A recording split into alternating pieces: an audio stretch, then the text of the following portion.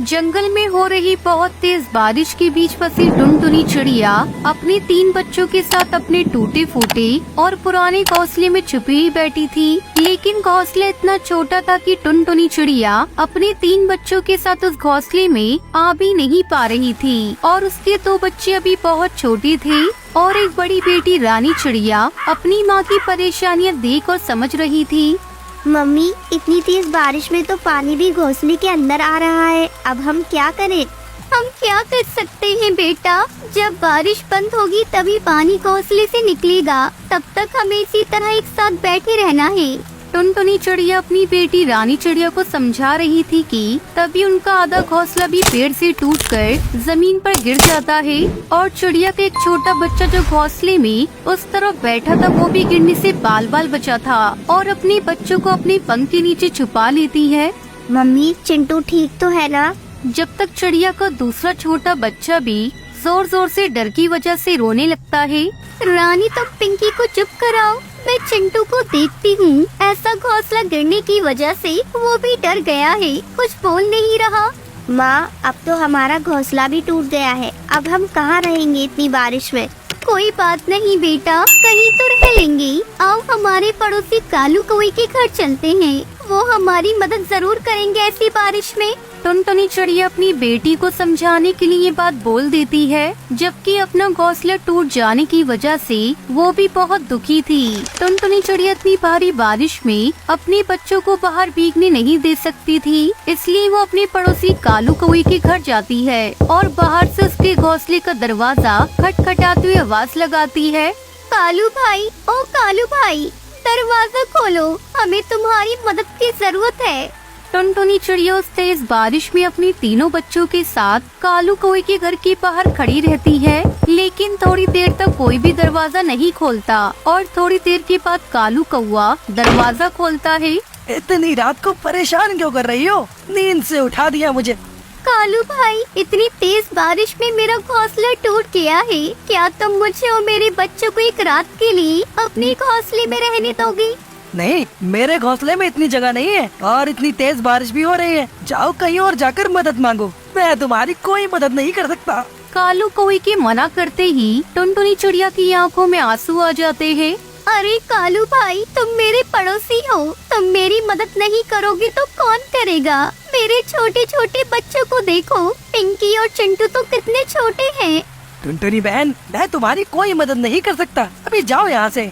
इतना बोलकर कालू कौवा टुनटुनी चिड़िया के सामने ही अपने घर का दरवाजा बंद कर देता है। बारिश और ज्यादा तेज हो जाती है और कालू कौवे के घर के बाहर खड़ी टुनटुनी चिड़िया बिल्कुल बेबस होकर अपने 3 बच्चों के साथ तेज बारिश में भीगती रहती है। उसके दोनों छोटे बच्चे जोर जोर से रोते रहते हैं। टुनटुनी चिड़िया उसकी बड़ी बेटी रानी चिड़िया दोनों मिलकर चिंटू को चुप करवाती है और बारिश से बचने के लिए इधर उधर आसरा ढूंढती है। एक जगह पेड़ पर घने पत्ते थे और उस जगह बारिश की बूंदें थोड़ी कम आ रही थी, इसलिए चिड़िया माँ अपने छोटे बच्चों को वहाँ पर बिठाकर दूसरे पड़ोसी तोताराम तोते के घर जाती है।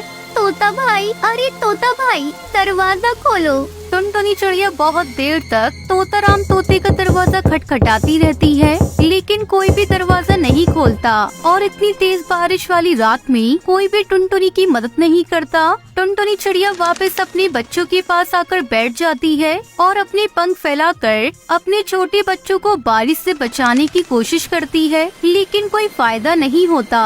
बारिश बहुत ही तेज थी और टुनटुनी चिड़िया, उसकी बेटी रानी चिड़िया, दोनों छोटे बच्चे भी पूरी बारिश में भीग जाते हैं। बेबस चिड़िया माँ अपने बच्चों को भीगने से नहीं बचा पाती। अगली सुबह सूरज निकलता है और बारिश बंद हो जाती है। तब तक टुनटुनी चिड़िया जागती रहती है, क्योंकि पेड़ की डाल पर उसके बच्चे सो जाते हैं, तो वो रात भर उन सब पर निगरानी रखती है।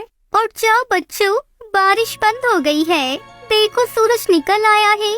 टुनटुनी चिड़िया की आवाज लगाने पर उसके 2 बच्चे उठ जाते हैं, लेकिन तीसरा बच्चा आँख नहीं खोलता। तो पिंकी के साथ बैठी रानी चिड़िया उसे उठाने की कोशिश करती है। उठो चिंटू, उठो, सुबह हो गई है और बारिश भी बंद हो गई है। क्या हुआ रानी चिंटू को? पता नहीं माँ, चिंटू को क्या हो गया है, वो अपनी आंखें ही नहीं खोल रहा है। अरे चिंटू को तो बहुत तेज बुखार है और मैं क्या करूं? मुझे तो कुछ भी समझ में नहीं आ रहा है। हमें चिंटू को लेकर डॉक्टर के पास जाना होगा। रात को तेज बारिश में भीगने की वजह से उसे बुखार आ गया है।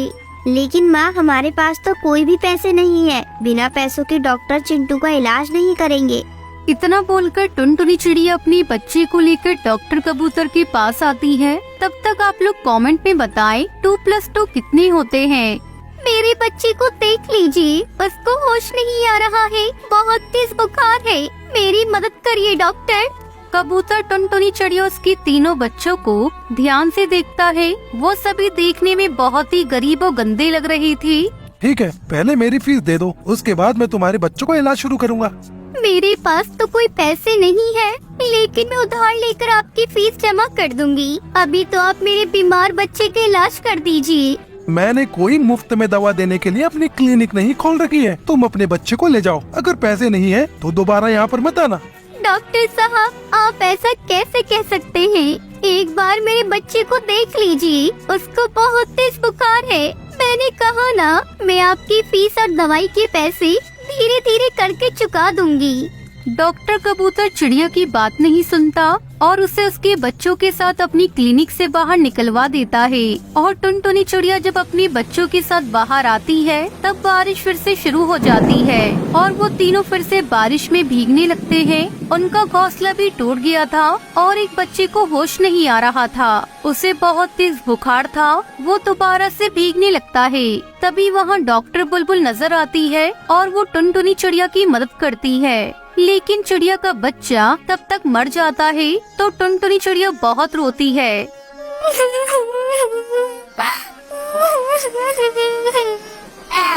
मैं कितनी बेबस माँ हूँ जो अपने बच्चों को बारिश से नहीं बचा पाई और न ही भीगने से, और मेरा एक छोटा बच्चा मर भी गया।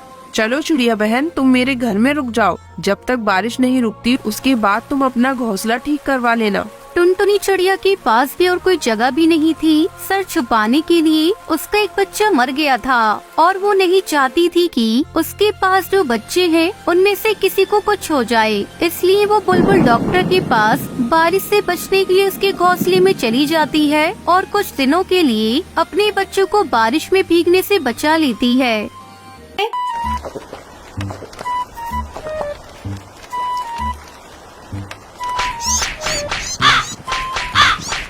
चंपकवन जंगल में टुनटुनी चिड़िया अपने पति बंटी कबूतर के साथ रहती थी। बंटी कबूतर बहुत ही आलसी था। वो कोई काम धंधा नहीं करता था। घर का खर्च चलाने के लिए टुनटुनी चिड़िया अपने पड़ोसियों के यहाँ काम करके थोड़े बहुत पैसे कमा लेती थी। एक दिन टुनटुनी चिड़िया 2 अंडे देती है।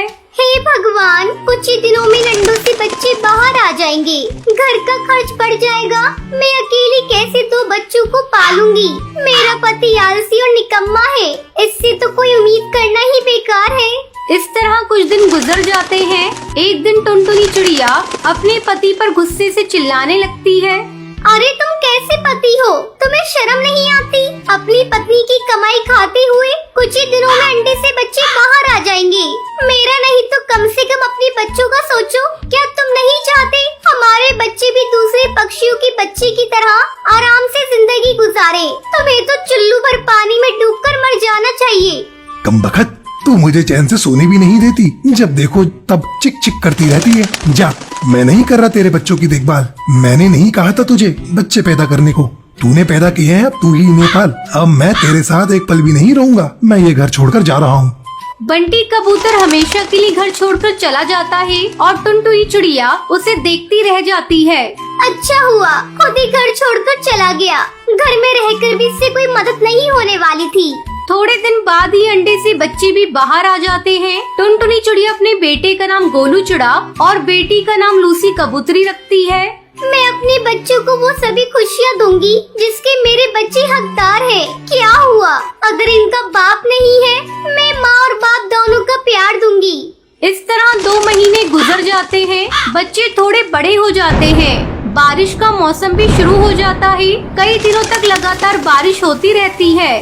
क्या करूं? ये बारिश तो कहर बनकर बरस रही है, रुकने का नाम ही नहीं ले रही है। बारिश के कारण काम पर भी नहीं गई और घर का भी सारा राशन खत्म हो गया है। मैं तो भूखी रह लूंगी, लेकिन बच्चों को भूखा कैसे रखूं? तभी उसके पास लूसी कबूतरी आती है।